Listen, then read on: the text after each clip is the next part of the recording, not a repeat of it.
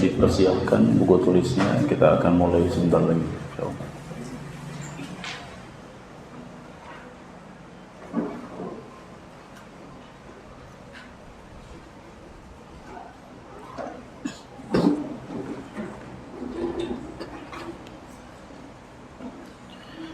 Bismillahirrahmanirrahim.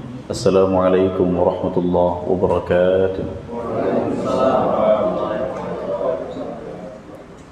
Innal hamdalillah nahmaduhu wa nasta'inuhu wa nastaghfiruhu wa nastahdihi wa natubu ilayhi wa na'udzu billahi min shururi anfusina wa sayyiati a'malina man yahdihillahu fala mudilla lahu wa man yudlil fala hadiya lahu wa ashhadu an la ilaha illallah wahdahu la syarika lahu wa ashhadu anna Muhammadan abduhu wa rasuluh sallallahu alaihi wa ala alihi wa sahbihi wa man sara ala nahjihi wa iqtafa bi atharihi ila yaumiddin. Amma ba'd. Ma'asyiral muslimin, para jemaah Majelis Ta'lim Musalla Jami'atul Marwah yang semoga senantiasa diberikan rahmat, keberkahan serta penjagaan oleh Allah Subhanahu wa taala. Alhamdulillah, kita bersyukur kepada Allah Subhanahu wa taala yang masih memberikan kepada kita beberapa nikmat-nikmat besar, yang nikmat-nikmat Allah Subhanahu wa taala ketika kita kumpulkan untuk kita hitung, karena begitu banyaknya tidak akan pernah bisa kita hitung. Allah Subhanahu wa taala berfirman, wa in ta'uddu ni'matallahi la tuhsuha. Dan kalau kalian ingin menghitung nikmat Allah, kalian tidak akan pernah bisa menghitungnya. Innal insana lazalumun kafar. Sesungguhnya manusia senantiasa berbuat kezaliman dan mengkufuri, mengingkari nikmat Allah Subhanahu wa taala. Kewajiban kita adalah bersyukur atas nikmat yang Allah berikan, termasuk di malam hari ini. Kembali Allah mudahkan kita untuk hadir di Majelis Ta'lim, sebuah tempat untuk duduk-duduk yang menghasilkan manfaat dan pahala besar yang menggiurkan. Nabi SAW motivasi kita untuk senantiasa hadir ke Majelis Ta'lim, yang Nabi SAW menyebut majelis ini sebagai Raudhatun min Riyadil Jannah, taman di antara taman-taman surga. Ya, taman surga. Duduk di taman ini kita dapat mengenal jalan-jalan ke surga. Duduk di taman ini, di majelis ta'lim ini, kita dapat mengenal jalan-jalan ke neraka yang kita akan hindari. Duduk di taman surga ini, di majelis ta'lim ini, kita dapat membedakan mana yang halal dan mana yang haram. Dan duduk di sini kita dapat mengenal tata cara ibadah yang sesuai dengan Nabi SAW, sesuai dengan tuntunan Nabi SAW. Maka ma'asyiral muslimin, para jamaah rahimani wa rahmakumullah, sebuah nikmat agung yang Allah berikan kepada kita ketika Allah memudahkan langkah-langkah kita untuk hadir ke sini.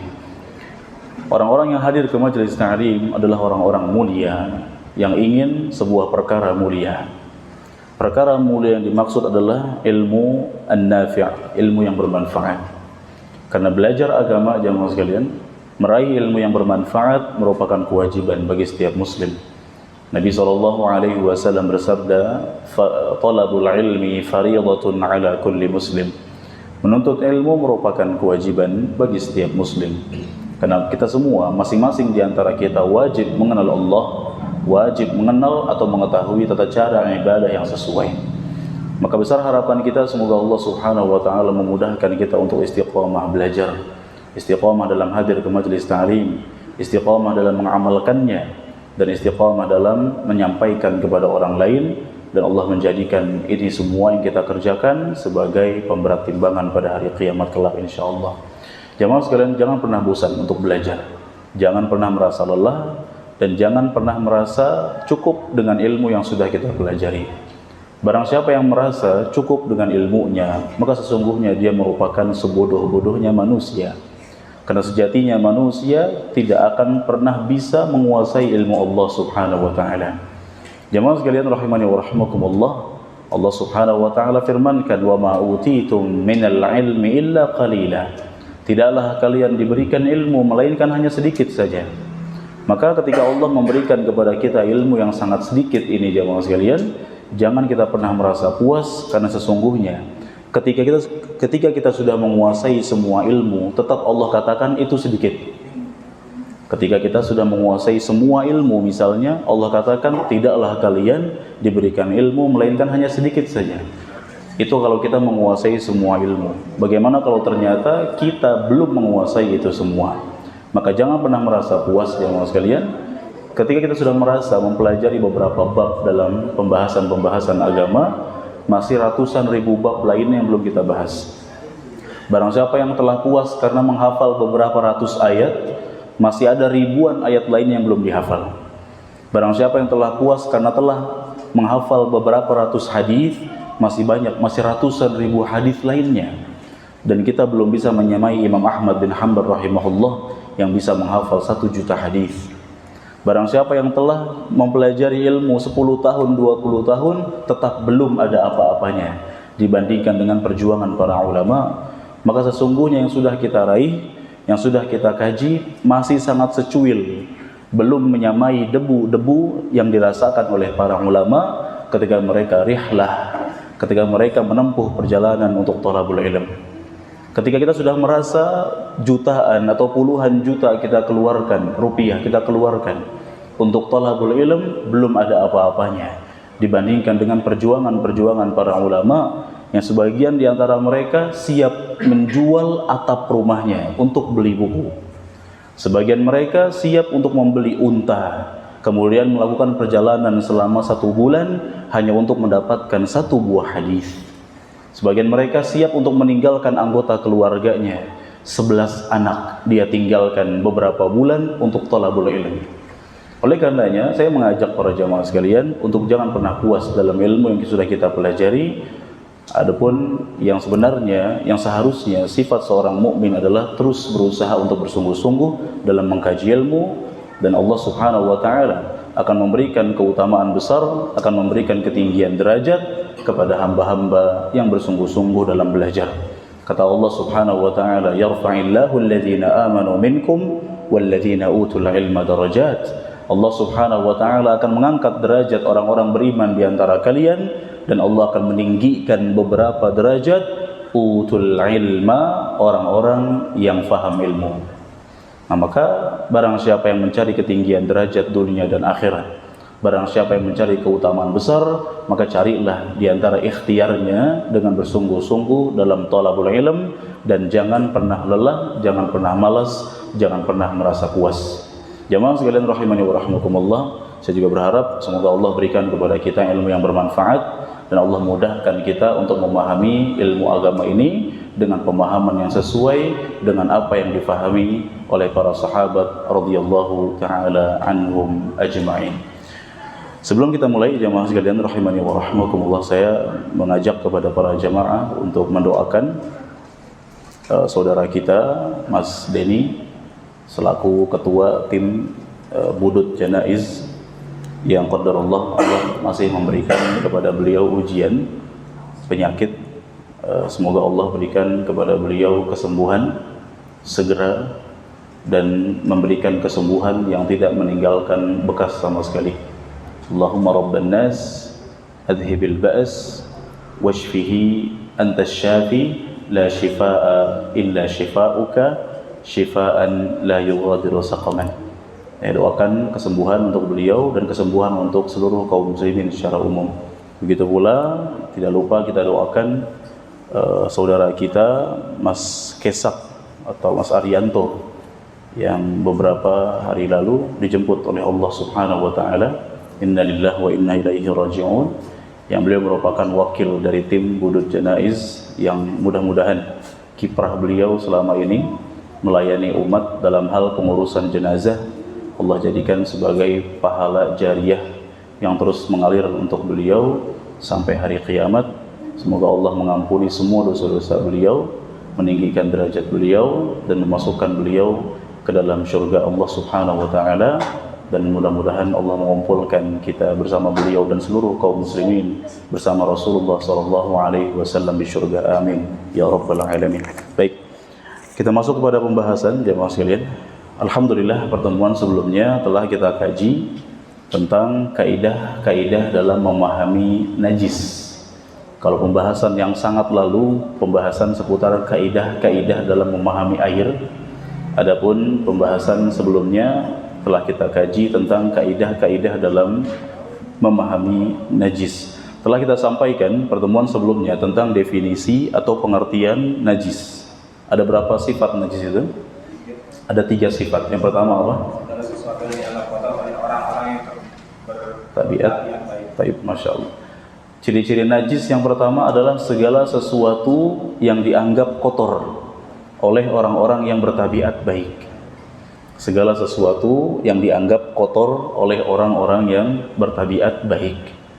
Orang-orang yang fitrah atau kejiwaannya masih normal, masih baik, menganggap itu kotor. Ciri-ciri yang kedua apa? Sesuatu yang manusia menjaga dirinya. Sesuatu yang manusia selalu menjaga diri darinya, artinya menghindar. Sesuatu yang selalu dihindari oleh manusia, tidak ingin kena, itu najis. Yang pertama, segala sesuatu yang dianggap kotor oleh orang-orang yang bertabiat baik. Yang kedua, sesuatu yang dihindari oleh manusia. Yang ketiga apa? Sesuatu yang pakaian maka manusia akan mencucinya. Tayyib, ya, Masya Allah, ahsanta. Sesuatu yang kalau kena pakaian maka manusia akan segera mencucinya. Ya, ciri-ciri najis ada 3 disebutkan oleh para ulama. Yang pertama adalah sesuatu yang dianggap kotor, yang kedua sesuatu yang dihindari, dan yang ketiga sesuatu yang apabila terkena pakaian maka manusia akan segera mencucinya. Ini hanya keterangan tentang sifat-sifat najis, namun bukan penentu sebagai kaidah inti untuk menentukan suatu benda sebagai benda yang najis. Karena untuk menentukan suatu benda sebagai benda yang najis, kita nggak boleh bersandar pada 3 sifat ini saja. Namun untuk menentukan suatu benda sebagai benda yang najis, kita harus mendatangkan apa? Dalil dari mana? Quran dan Sunnah. Artinya jamaah sekalian, begini saya jelaskan. Sudah kita jelaskan pertemuan sebelumnya. Ketika ada suatu benda punya 3 ciri-ciri ini. Ada suatu benda yang dia kotor. Yang kedua, dihindari oleh manusia. Yang ketiga, kalau kena pakaian, orang-orang akan segera mencucinya. Tapi dalam Quran dan hadis tidak ada dalil tentang kenajisannya, maka benda tersebut dikembalikan kepada hukum asal, yaitu apa? Suci. Contoh, maaf ya, ingus. Ingus ini dianggap kotor dan jorok oleh orang-orang yang tabiatnya masih baik. Kemudian ingus ini adalah sesuatu yang dihindari oleh manusia. Dan yang ketiga, ingus merupakan benda yang kalau kena pakaian kita cuci tidak? Cuci, nggak ada orang kena ingus bangga dia. Tidak, pasti orang akan mencucinya. Pertanyaannya, apakah ingus najis? Najis tidak?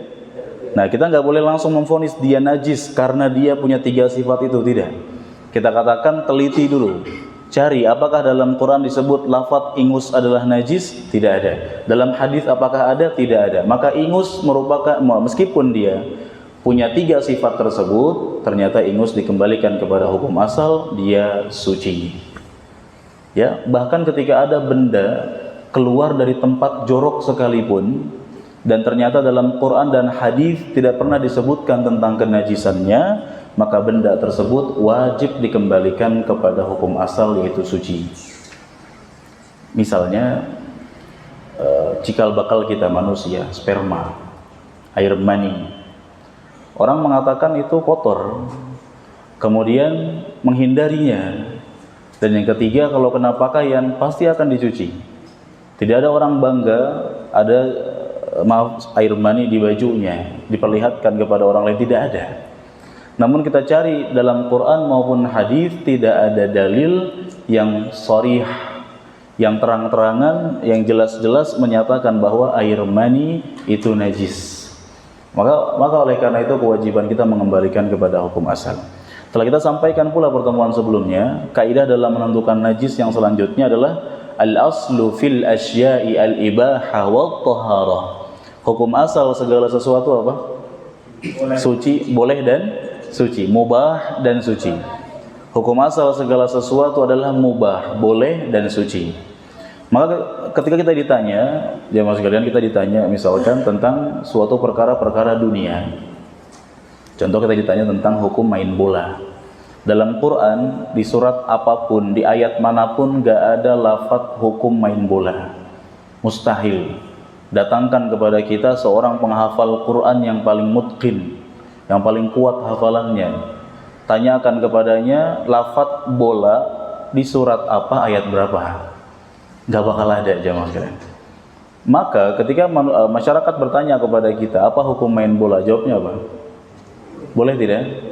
Boleh, sampai ada keterangan atau bukti yang menunjukkan bola itu haram. Hukum masalah boleh, silahkan. Tapi kalau dalam unsur-unsur main bola ada beberapa perkara-perkara yang diharamkan, seperti bola jadi ajang perjudian, bola jadi ajang fanatik kelompok, bola jadi ajang sebab-sebab permusuhan, tawuran dan seterusnya. Kemudian orang yang bermain bola menggunakan kostum yang menampakkan aurat, maka bolanya tidak salah apa-apa, dia boleh dalam syariat. Namun kalau dikerjakan dengan cara itu, dia menjadi haram. Lihat bagaimana unsur-unsurnya saja. Olahraga-olahraga yang lain pun demikian, sepedaan, fitness dan seterusnya, silahkan diperbolehkan. Namun apabila dalam olahraga tersebut ada unsur-unsur keharaman, maka hukumnya menjadi apa? Menjadi apa? Haram. Bahkan perkara yang biasa-biasa saja, yang mubah, yang boleh, bisa menjadi sunnah, bisa menjadi wajib. Tergantung unsur-unsurnya, tergantung keterangan tentang kewajibannya. Contoh, mandi. Kita mandi 3 kali sehari. Mandi 3 kali hukumnya apa? Boleh apa sunnah? Mubah, boleh.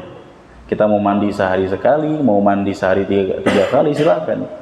Tidak ada dalil yang menyatakan bahwa mandi itu wajib, misalnya kecuali keterangan tentang mandi wajib. Ya, seperti karena junub dan lain sebagainya.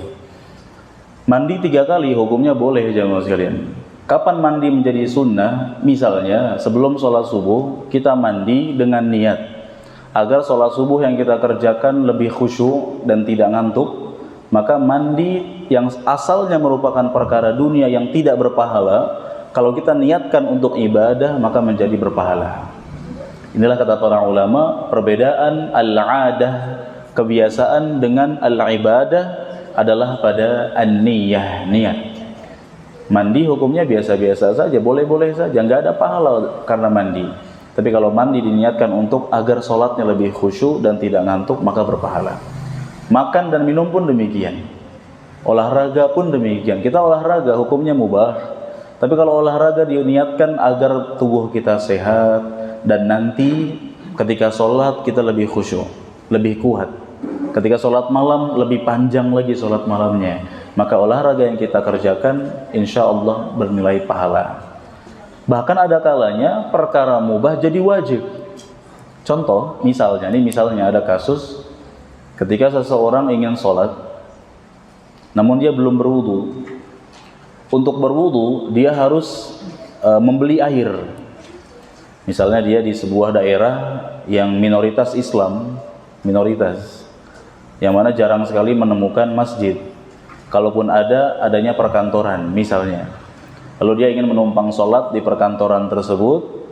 Untuk mendapatkan air dia harus beli. Baik, apa hukum wudu? Apa hukum wudu untuk sholat?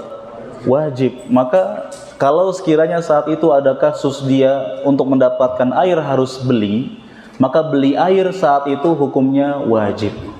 Hukum asalnya beli air hukumnya apa?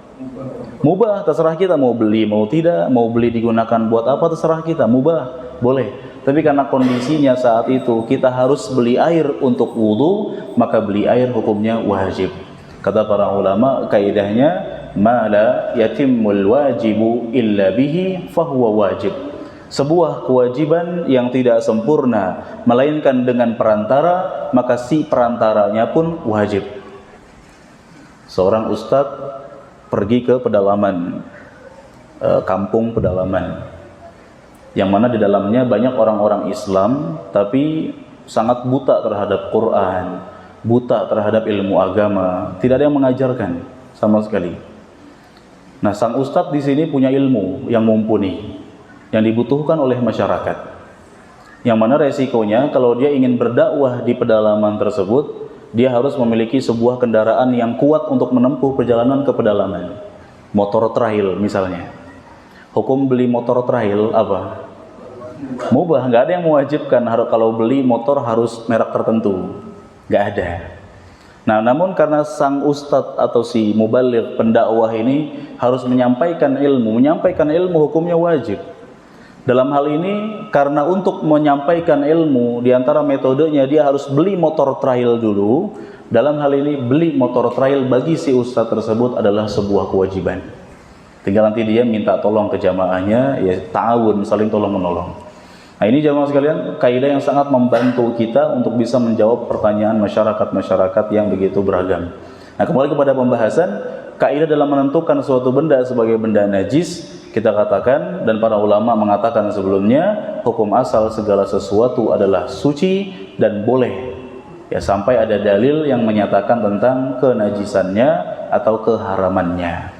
Jadi nggak boleh ya kita tahu-tahu kita vonis misalkan speaker ini haram. Zaman Nabi nggak ada. Nggak usah pakai speaker lah. Nabi nggak pakai speaker Nabi. Nggak usah pakai motor, pakai unta aja.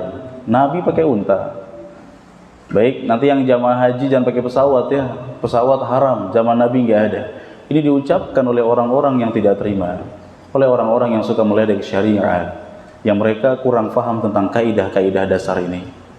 Yang alhamdulillah Allah berikan kepada kita pemahaman dengan mudah tentang kaidah-kaidah ini, sehingga kita nggak perlu bingung ketika ditanya oleh masyarakat apa hukum mic buat azan, apa hukum mic buat kajian, apa hukumnya? Boleh tidak? Boleh tidak? Dalilnya apa? Nggak ada, tapi kaidah. Ya, yang mana kaidah tersebut telah kita sampaikan bersumberkan dari firman Allah surat Al-Baqarah. Huwallazi khalaqa lakum ma fil ardi jami'a. Allah lah yang menciptakan untuk kalian, Allah lah yang menciptakan seluruh yang ada di bumi ini untuk kalian. Artinya kata para ulama, semua yang ada di bumi ini hukum asalnya boleh kita gunakan, boleh kita manfaatkan sampai ada dalil yang menyatakan tentang keharamannya. Jelas sampai sini? Baik. Dan telah kita masuki alhamdulillah pembahasan inti, yaitu benda-benda apa saja yang dianggap najis berdasarkan dalil.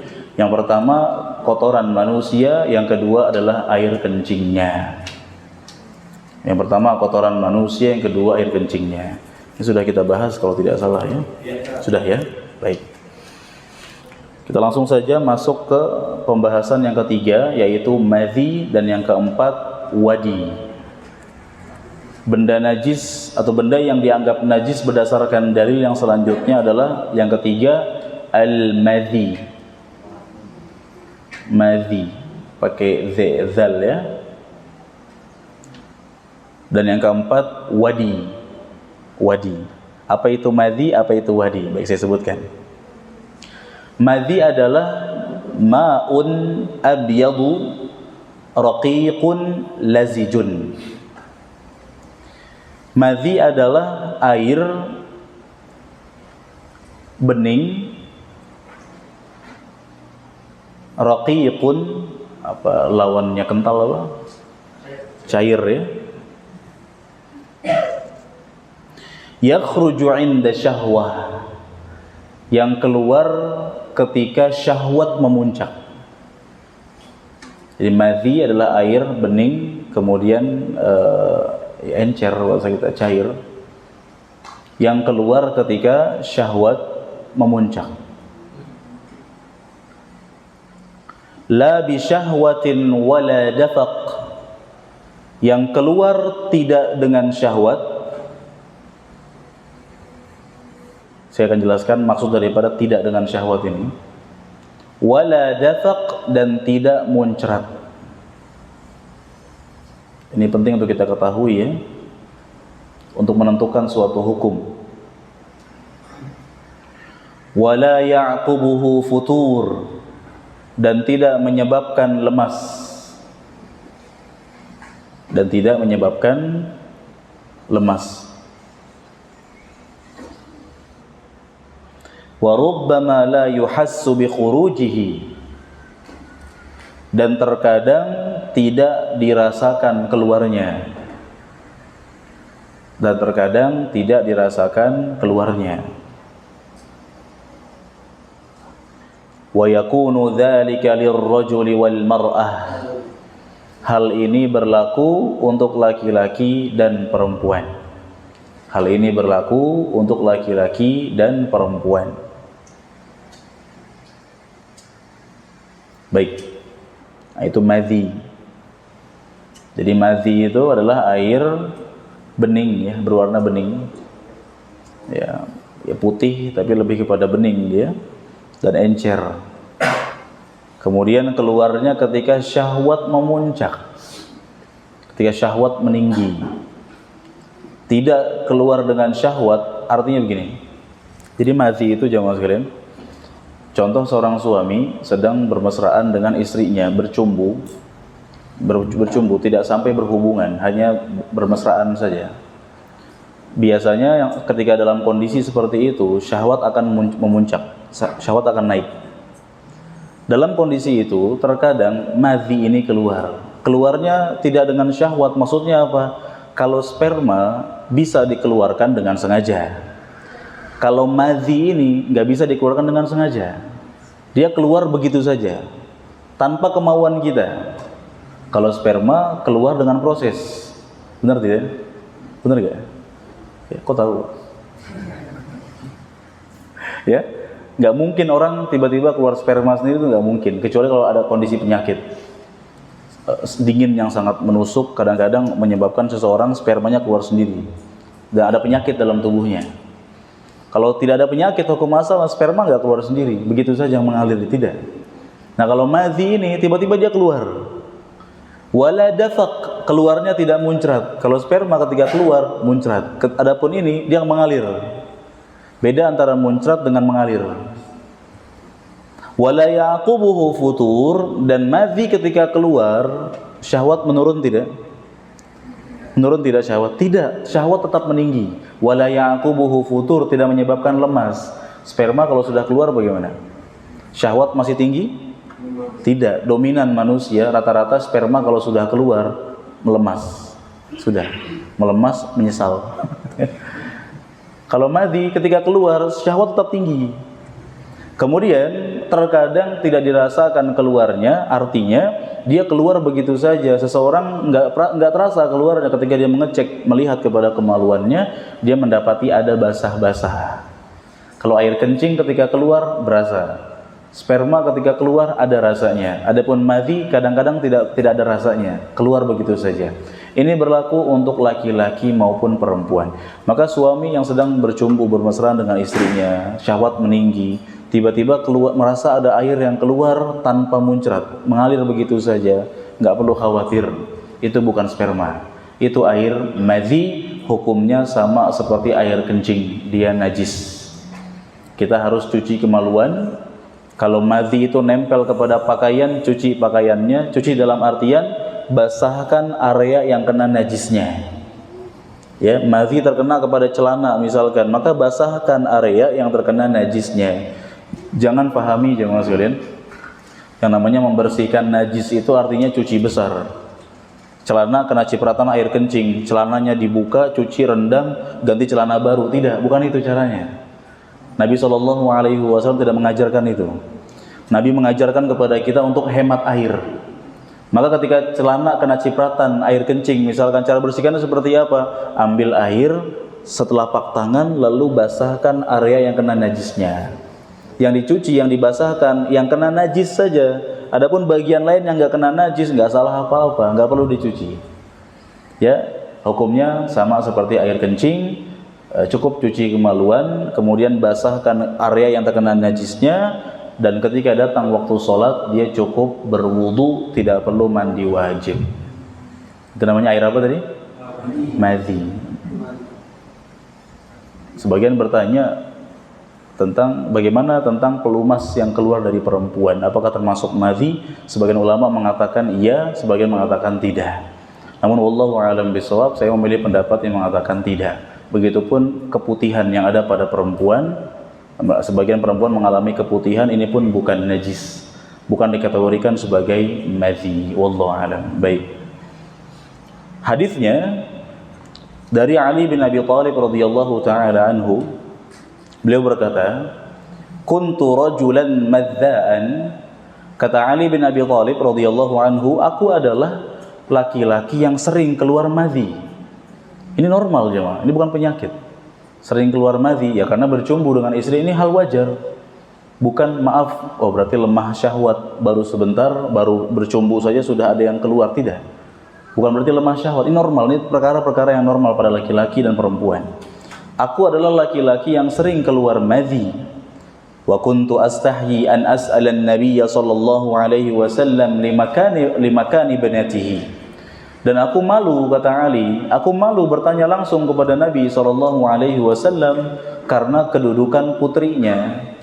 Karena Ali bin Abi Thalib menikah dengan siapa?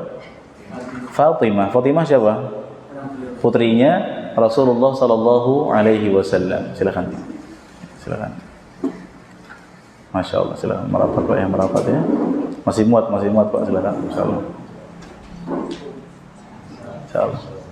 Silakan merapat. Masya Allah. Baik. Kata Ali bin Abi Thalib, aku malu bertanya langsung kepada Nabi SAW karena kedudukan putrinya. Fa amartul Miqdad bin al-Aswad. Lalu aku memerintahkan Al-Miqdad bin al-Aswad untuk bertanya langsung kepada Nabi SAW. Lalu Nabi SAW menjawab apa? Yaghsilu dzakarahu wa yatawadda. Kata Nabi SAW, hendaknya dia yang keluar madhi itu mencuci kemaluannya, kemudian hendaknya dia berwudu. Lihat, nggak perlu mandi wajib, karena hukumnya sama seperti air kencing. Cuci kemaluan, cuci pakaian yang kena cipratannya, kemudian berwudu sebagaimana wudu untuk salat tanpa mandi wajib. Baik, jelas ya? Jelas ya? Baik. Yang keempat adalah al-wadi.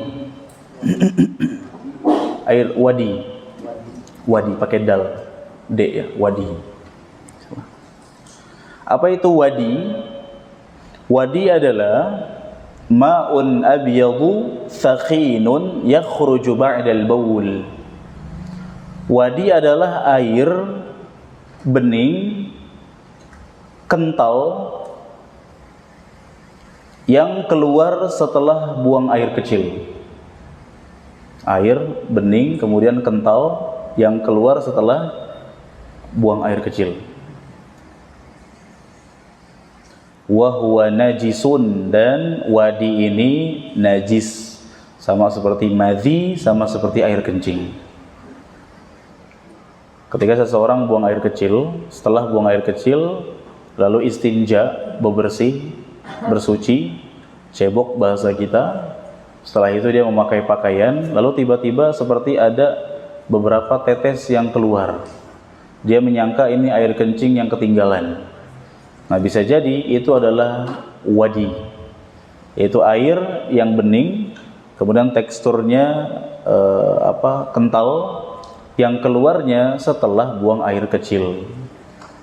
Dua kemungkinan, dia adalah air kencing itu sendiri atau dia wadi, dan dua-duanya sama-sama najis. Dan kewajiban kita yang merasa keluar air wadi itu sama seperti kewajiban kita ketika keluar air kencing. Apa kewajiban kita? Cuci apa? Cuci kemaluan. Kemudian apa? Berwudu sebagaimana wudu untuk salat. Mandi wajib tidak? Tidak perlu. Kita baca penuturan Abdullah ibn Abbas radhiyallahu taala anhuma. Beliau berkata, al-mani wal wadi wal madhi. Ada 3 macam air, yaitu sperma, wadi. Apa wadi tadi? Apa wadi tadi? Air yang keluar kapan? Setelah buang air kecil, bukan sebelum ya, setelah buang air kecil. Kemudian al-madhi, air syahwat tadi, air yang keluar ketika syahwat memuncak. Ammal mani, adapun sperma atau mani, fahuwa alladhi minhul ghuslu, maka mani atau sperma adalah air yang mewajibkan kita untuk mandi.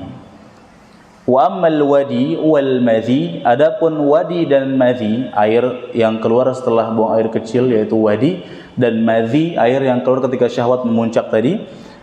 Abdullah bin Abbas mengatakan ighsil dzakaraka aw madzakiraka. Cucilah kemaluanmu atau sekitar kemaluanmu. Jadi cuci kemaluan, tempat keluarnya dan sekitar kemaluan, karena ditakutkan air itu telah mengalir lalu mengena kepada sekitar kemaluan. Wa tawadda wudu'aka lis-shalah, kemudian berwudulah engkau sebagaimana wudu untuk salat. Tidak perlu mandi wajib, ya. Itulah dia najis yang ketiga dan yang keempat. Dari sini alhamdulillah sudah 4 macam najis yang sudah kita pelajari berdasarkan dalil. Kalau tidak ada dalilnya, kita nggak boleh memvonis suatu benda sebagai benda najis. Kalau tidak ada dalilnya, sejorok apapun suatu benda, kita wajib mengembalikan kepada hukum asal, yaitu apa? Suci. Baik. Seputar wadi dan madhi, apakah ada pertanyaan? Silakan. Nah. Ada pertanyaan? Jarang ya terjadi, bukan jarang, mungkin sebagian kita baru tahu. Dan jangan-jangan selama ini keluar, tapi kita abaikan, kita mengabaikannya. Ya, kalau yang telah terjadi di masa lalu nggak masalah, silakan. Nah.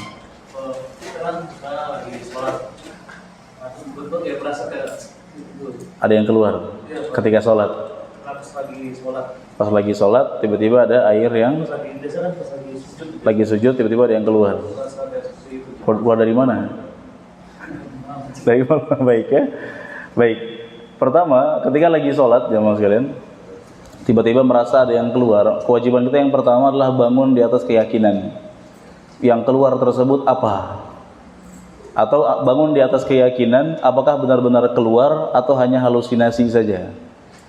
Ya, kalau memang ternyata hanya halusinasi, abaikan. Kalau ternyata ada yang keluar, maka batalkan sholat. Karena kaidahnya kata para ulama, al-yaqinu la yazulu bisyak. Keyakinan tidak akan pernah hilang karena keraguan-raguan. Dari kaidah ini kita bisa terapkan ke berbagai macam permasalahan. Di antaranya tadi, lagi sholat tiba-tiba ada yang keluar, ambil yakinnya keluar atau tidak. Oh enggak, ini enggak keluar, ya sudah teruskan sholatnya. Atau ambil yakinnya dia keluar, dia benar-benar keluar, maka ya sudah batalkan. Bisa jadi itu adalah air kencing atau mungkin air apapun yang keluar ketika sholat tadi dan membatalkan sholat serta membatalkan wudu. Kemudian juga kalau ternyata terjadi keraguan-raguan, yang kedua ya, ketika terjadi keraguan-raguan, syak itu kata para ulama 50-50, setengah-setengah, setengah yakin, setengah tidak. Apa yang kita lakukan? Mengembalikan kepada hukum asal. Hukum asalnya kita nggak batal, ya jangan batal. Karena membatalkan sholat tanpa sebab ini perkara yang dilarang dalam syariat. Kata Allah Subhanahu wa taala, "Wa la tubtilu a'malakum." Janganlah kalian membatalkan amalan-amalan kalian. Di antara maknanya, janganlah kalian membatalkan ibadah-ibadah kalian. Nah, kita nggak boleh membatalkan sholat sembarangan. Oleh karena itu, kalau memang ternyata dia nggak keluar, nggak usah, kita anggap dia nggak keluar. Kalau dia keluar, maka segera ambil yakinnya. Contoh penerapan kaidah tersebut dalam permasalahan yang lain, yaitu ketika sholat asar, kita ragu-ragu, ini rakaat ketiga apa rakaat keempat ini? Ambil yakinnya dan kembalikan kepada hukum asal sudah. Saya yakinnya rakaat ketiga, ya sudah rakaat ketiga. Di sisi Allah, padahal harusnya rakaat keempat, kita malah rakaat ketiga, kita nggak dosa karena di luar daripada pengetahuan kita. Kata Nabi SAW, Inna Allah tajawaza li an ummatil khata wan nisyan wa mastukrihu alaih. Allah mengampuni dosa umatku yang dikerjakan karena tidak sengaja, lupa dan terpaksa. Salat apalagi misalkan, ya kebanyakan salat yang 4 rakaat ya ragu-ragunya. Ini rakaat ketiga atau rakaat keempat. Kita ragu-ragu kadang sebelum sholat, saya sudah wudu atau belum? Gimana cara jawabnya ini? Ya? Sudah wudu atau belum? Ambil yakinnya, sudah, ya sudah langsung sholat. Ambil yakinnya, belum, ya sudah wudu lagi. Wudu kan mudah, nggak perlu bingung-bingung kita. Kebanyakan ini terjadi ketika misalkan seperti ini tadi, habis sholat maghrib duduk kajian. Datang waktu isya ragu-ragu, tadi saya pas duduk itu sudah buang angin atau belum? Nah, ambil yakinnya, jelas ya? Tapi nggak boleh kita terapkan pada masalah hutang. Udah bayar belum ya? Ambil yakinnya, udah. Ini nggak boleh, ya. Orang yang datang nagih hukum asalnya saya udah, yakinnya saya udah tidak. Ini pembahasan masalah fikih toharoh saja.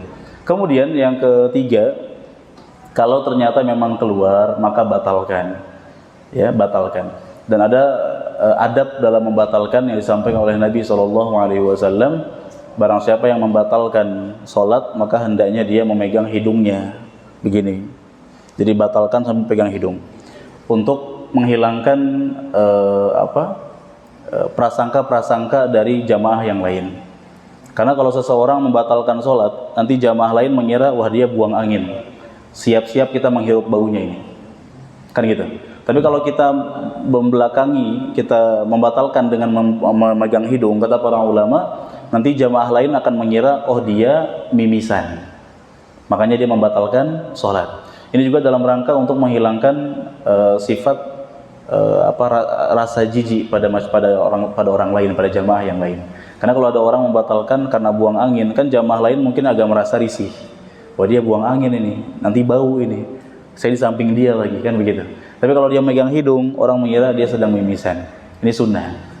Yang berikutnya juga yang terakhir ya jawabannya, bahwasanya jangan batalkan sholat sampai benar-benar yakin terjadi sebuah pembatal. Nabi SAW bersabda tentang orang yang buang angin ketika sholat, la yansarif hatta yajida rihan aw yasma'a sautan. Jangan sekali-kali membatalkan sholat sampai dia benar-benar mencium aromanya atau mendengar suara buang anginnya. Jelas ya? Jadi ambil yakinnya aja Pak ya. Yakinnya itu air kencing ketinggalan, batalkan, bersuci dan seterusnya. Misalnya kita yakini, yakin itu nggak keluar. Tapi pas ke kamar mandi kita cek lagi, nggak ada apa-apa. itu ada wadinya gitu ya, wadinya. Oh ada wadinya. Apa yang harus dilakukan tadi? Sholatnya sah atau? Oh baik. Kalau sholat yang tadi karena sudah batal karena keluarnya wadi, maka tidak sah, ulang lagi sholatnya. Misalnya pas akhirnya jika saya kali itu. Iya. Kita urusin aja sholatnya kan. Iya. Kita cek lagi setelah sholat, selesai sholat, kita cek ke kamar mandi, namanya ada. Baik. Sholatnya batal karena sudah dibatalkan. Ya. Kalau sholatnya sudah dibatalkan, kita sudah ke kamar mandi, berarti kan sudah dibatalkan kan? Batasannya teruskan sampai akhir. Oh, masya Allah. Oh, taib. Oh, masya Allah. Baik. Teruskan sampai akhir dulu, sampai selesai, baru ke kamar mandi. Baik ya. Ternyata ada batal sholatnya. Ya, karena sudah terjadi itu keluarnya wadi itu. Saya kira maksudnya batalkan sholat di tengah-tengah ya sudah batal, gitu ya. Tapi kalau sudah selesai sholatnya, cek maka tetap diulang. Yang nggak usah diulang itu kalau kasusnya tentang masalah tayamum ya, ada dalilnya, nggak usah diulang. Kita tayamum tadi pas sholat kita tayamum karena nggak ada air kan. Selesai sholat, air nyalah lagi. Apakah kita harus mengulang sholat atau tidak? Ngulang tidak? Tidak perlu. Nabi SAW mengatakan ke sahabat yang tidak mengulang sholat dalam kondisi kasus tayamum tadi, sebelum sholat tayamum karena nggak ada air, sudah sholat nemu air, kata Nabi SAW ke sahabat yang tidak mengulang sholat, ajza'atka sholatuka wa asabtas sunnah. Sholatmu telah sah dan engkau telah sesuai dengan sunnah. Baik, jelas ya? Baik, yang lain silakan. Ada lagi? Fadhal. Yang untuk menghilangkan keraguan-keraguan Ya. kalau kami celana dalam kena berpercik air sendiri gitu kan. Ya. Kan dicuci, apa untuk menghilangkan keraguan itu diganti atau setelah dicuci juga udah bisa dipakai lagi? Baik, masya Allah. Untuk menghilangkan keraguan-keraguan, apakah ini udah azan belum? Belum azan. Bentar lagi ya.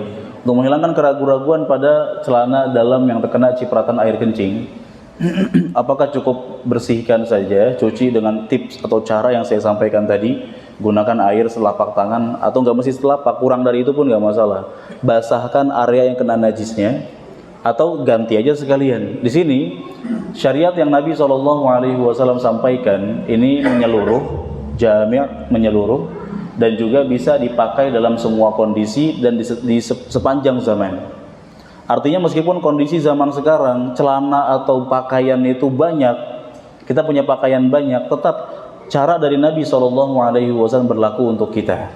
Yang mana cara dari Nabi itu kan sangat cocok kepada para sahabat yang saat itu tidaklah memiliki pakaian melainkan cuma sedikit. Sebagian sahabat punya baju cuma satu. Nabi ajarkan cara bersihkannya seperti itu. Ini mereka cocok sekali dengan kondisi mereka. Pakaian minim, cara bersihkan ternyata nggak perlu cuci besar, cukup cuci bagian atau area yang kena najisnya.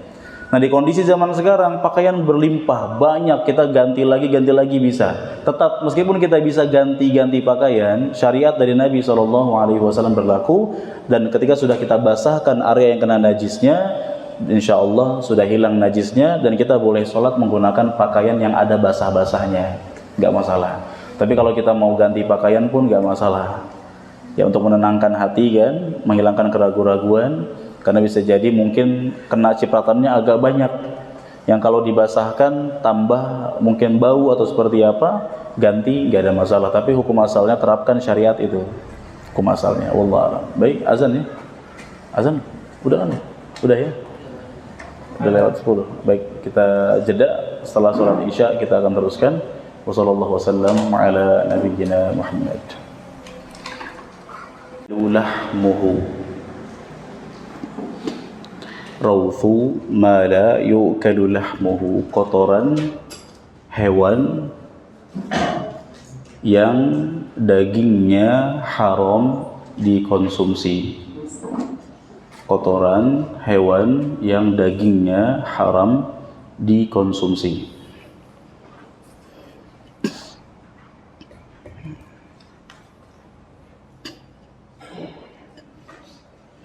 Di antara benda yang dianggap najis berdasarkan dalil adalah kotoran hewan yang dagingnya haram dikonsumsi. Baik. Hewan-hewan yang haram dikonsumsi apa aja contohnya? Sifat-sifatnya apa? Pernah kita sebutkan ya. Ciri-ciri hewan yang haram dikonsumsi. Pertama, hewan yang bagaimana?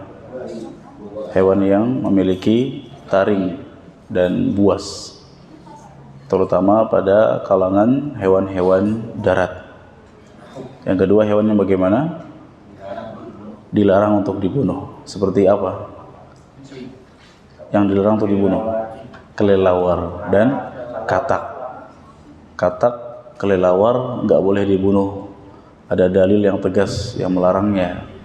Kemudian Nabi juga melarang membunuh semut, lebah, dan seterusnya. Yang ketiga, hewan yang bagaimana? Dianjurkan untuk dibunuh.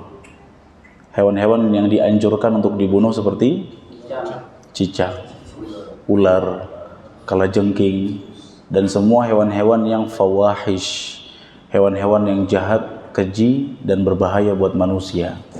Ular berbahaya dengan bisanya, kalajengking pun demikian, dan seterusnya. Berikutnya, hewan yang apa yang haram itu?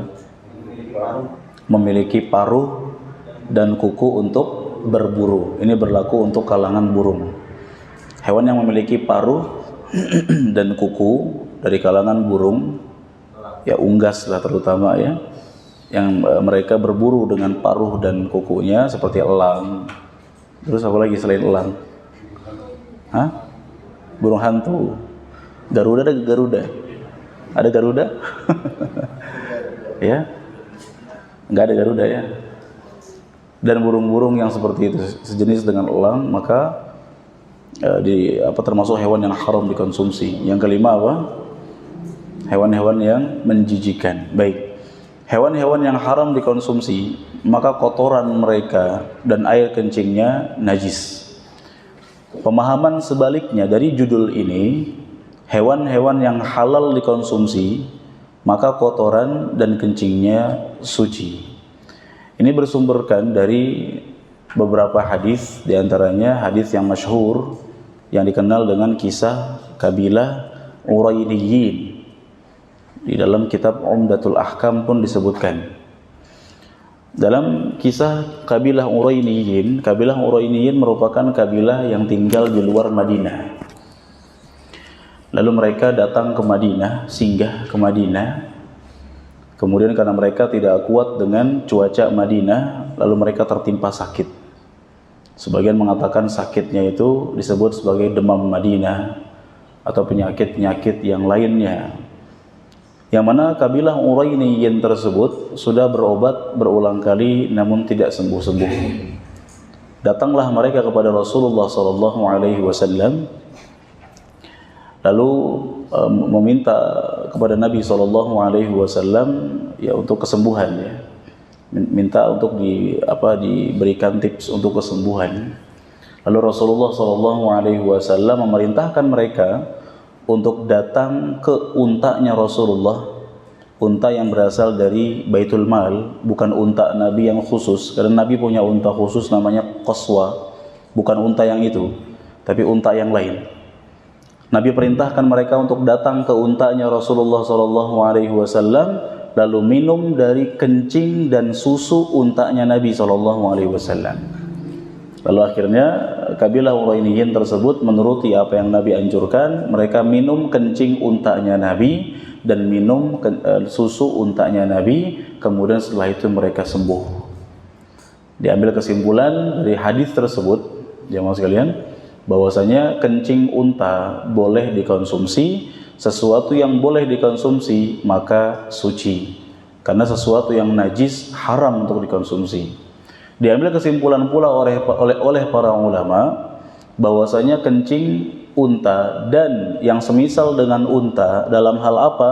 Dalam hal halal dikonsumsi dagingnya, kencing dan juga kotorannya suci. Ini pemahaman yang disampaikan oleh para ulama, termasuk pengarang daripada kitab Umdatul Ahkam memasukkan hadis tersebut ke pembahasan ini. Sucinya kotoran dan hewan unta, termasuk hewan-hewan yang dagingnya halal dikonsumsi. Sembuhlah kabilah Urainiyin, namun mereka merupakan kabilah yang tidak tahu terima kasih. Setelah mereka sembuh, lalu mereka merampas dengan paksa untanya Rasulullah SAW, dan mereka membunuh penggembala untanya Nabi SAW dengan cara yang tragis. Lihat, nggak tahu diri, sudah sembuh dengan untanya, dengan susu unta dan kencing untanya Nabi, untanya dirampas, penggembalanya dibunuh, kaburlah mereka. Lalu Allah mengabarkan lewat wahyu. Kemudian Nabi SAW memerintahkan para sahabat untuk menangkap mereka. Lalu Nabi SAW menegakkan kepada mereka hukuman ta'zir. Dalam Islam ada istilah namanya had. Had itu artinya hukuman-hukuman yang tata caranya disebutkan dalam Quran dan Sunnah. Seperti pencurian, orang yang mencuri dan barang yang dicurinya minimal seharga 1/4 dinar. 1 dinar itu kan sekitar 1/4 gram emas. Berarti kalau 1/4 dinar berapa gram emas? Kurang lebih. Malam-malam matematika lagi, udahlah sebutin aja, udah nggak usah nyuruh kita mikir ya. 1 dinar 4/4 gram emas, berarti kalau 1/4 dinar berapa gram emas? Ya sekitar 1 gram lebih sedikit lah, kurang lebih 1 gram lebih sedikit. 1 gramnya misalkan 1 juta rupiah misalnya. Berarti kalau pencurian barang seharga minimal 1 juta, maka sudah harus ditegakkan kepadanya hukuman. Hukuman bagi para pencuri apa? Potong tangan. Kata Allah, was-sariqu was-sariqatu faqta'u aydiyahuma jazaa'an bima kasaba nakalam minallah. Para pencuri laki-laki maupun perempuan, maka potonglah tangan-tangan mereka sebagai balasan dari Allah atas apa yang mereka kerjakan, dan bentuk azab dari Allah, ya, bentuk hukuman dari Allah. Potong tangan yang dimaksud, pertama potong tangan hanya sepergelangan tangan, itu pun tangan kanan terlebih dahulu. Nanti kalau mencuri lagi tangan kiri, sebagian mengatakan demikian. Kemudian yang kedua, yang menegakkannya pemerintah kaum muslimin, bukan perorangan, individu, apalagi dihakimi oleh massa. Pencuri ditangkap oleh warga, dihakimi sampai mati, maka yang menghakiminya zalim. Karena kita nggak boleh menumpahkan darah melainkan dengan cara yang sesuai dengan apa yang Allah sebutkan. Jadi tugas kita nangkep saja, kembalikan kepada pihak yang berwajib, para polisi. Nah kemudian ketika ada hukuman-hukuman bagi para pencuri, yang berhak menentukan hukumannya presiden. Di sini yang memandatkan kepada pihak kepolisian. Kita perorangan nggak boleh. Bagaimana dengan di Indonesia tidak ditegakkan hukum potong tangan, diserahkan kepada pemerintah. Kita nggak boleh, naudzubillah, rakyat motong tangan maling, ya, warga motong tangan maling, ini nggak boleh. Perbuatan yang menyelisihi syariat. Baik, itu namanya had. Kemudian membunuh, kriminal pembunuhan, hukumannya harus diapakan? Qisas, dibunuh juga. Pelaku pembunuhan dibunuh.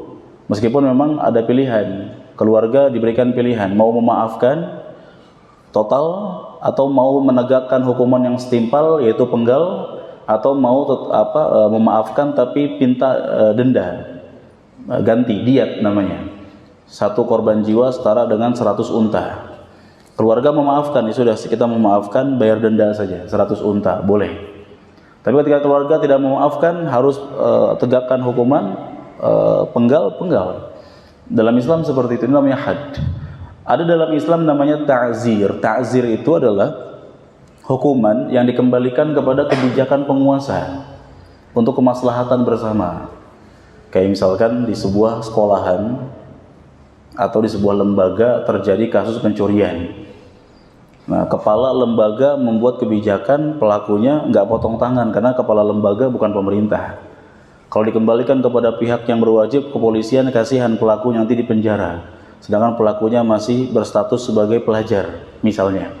Maka diadakan musyawarah kekeluargaan, hukuman kekeluargaan misalnya. Ini ta'zir, dikembalikan kepada penguasa masing-masing, silahkan.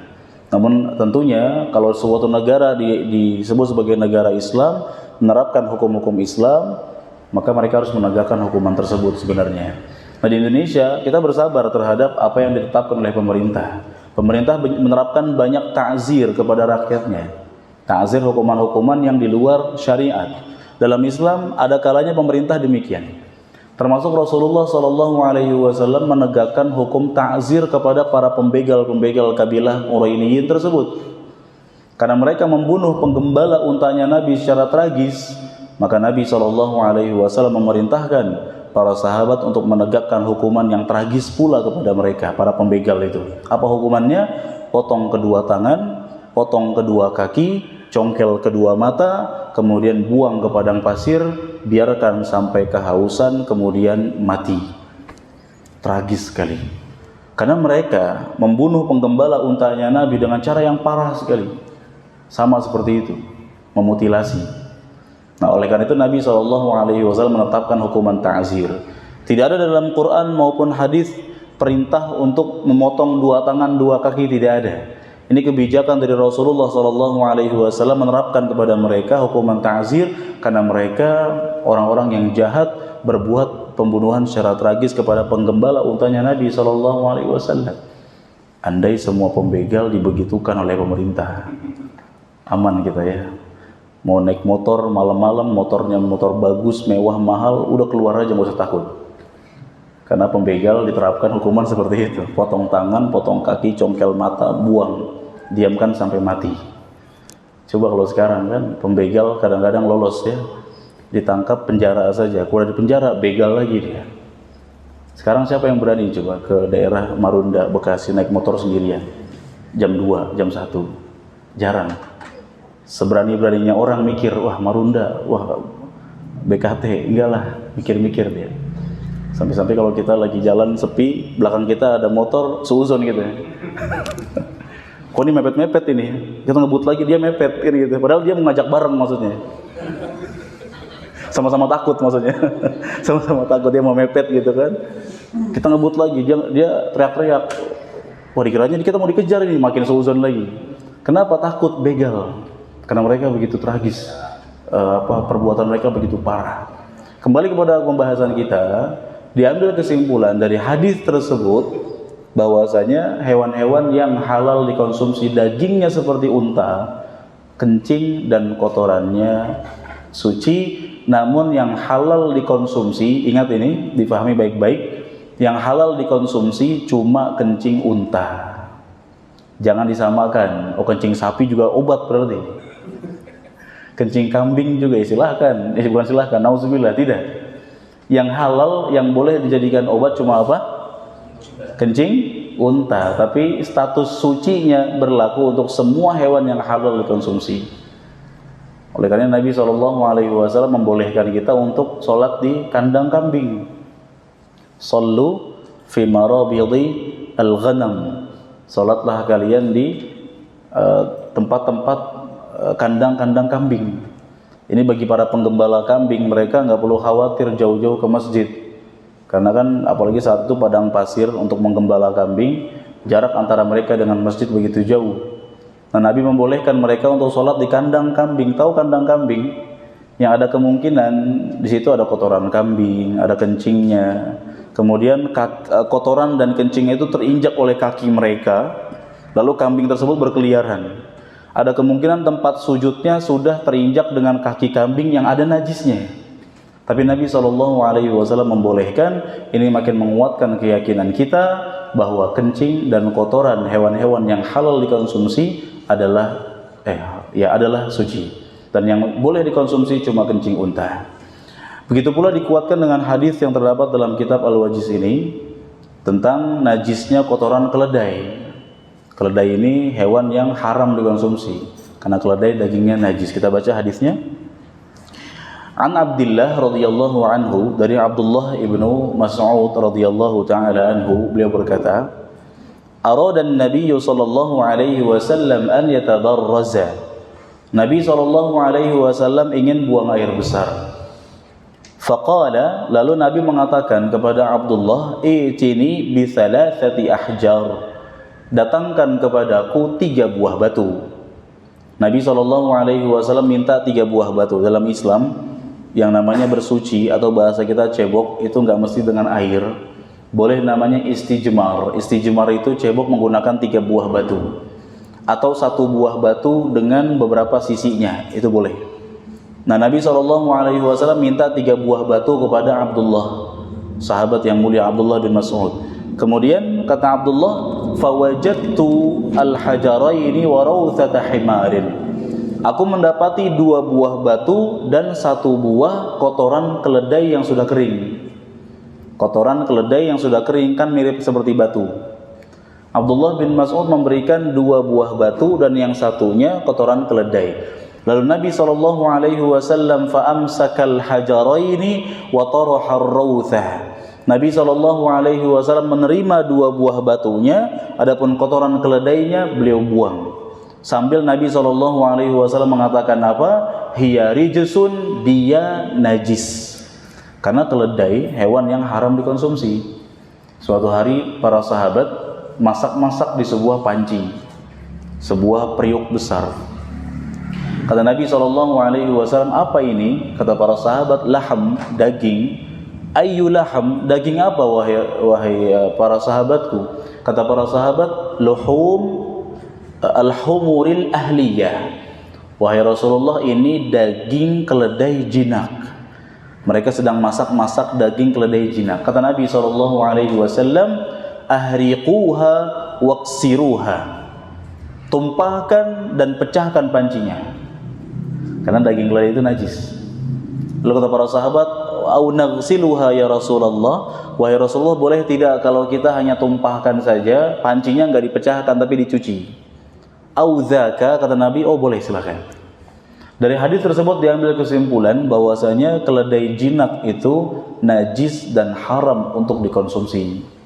Keledai jinak yang dimaksud keledai yang kita pahami, yang mirip seperti kuda itu, mirip seperti kuda. Adapun keledai yang dihalalkan, keledai yang oleh para orang Arab disebut sebagai al-himarul wahshi, keledai liar.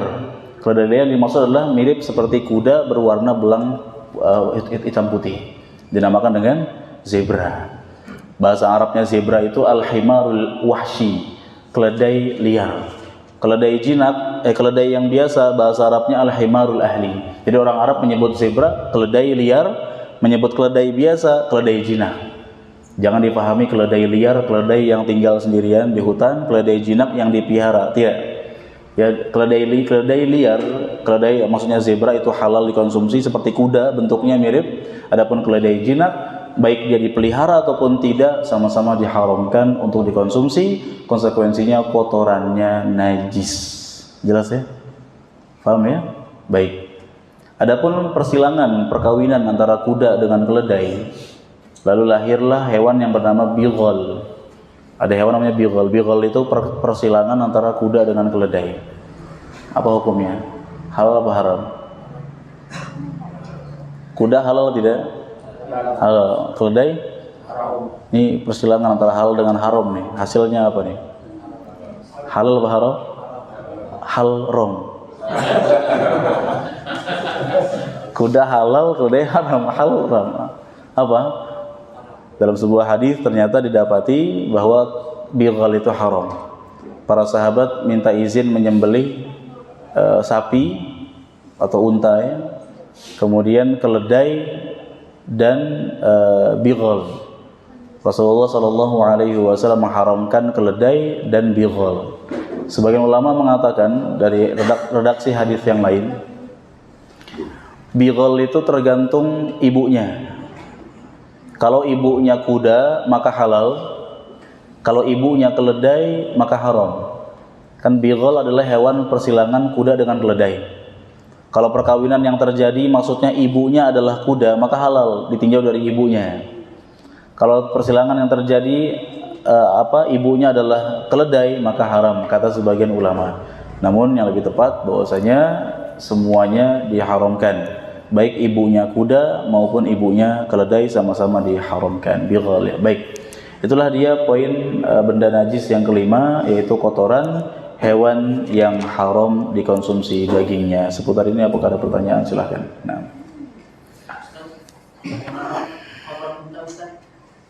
Ya. Tahu saya dulu Nabi pernah melepas sandalnya kan Pak. Baik. Sandalnya waktu ketika sholat. Ya, masya Allah. Bagaimana dengan kotoran unta? Apakah dia najis atau suci? Karena Nabi SAW pernah melepas sendal ketika sholat.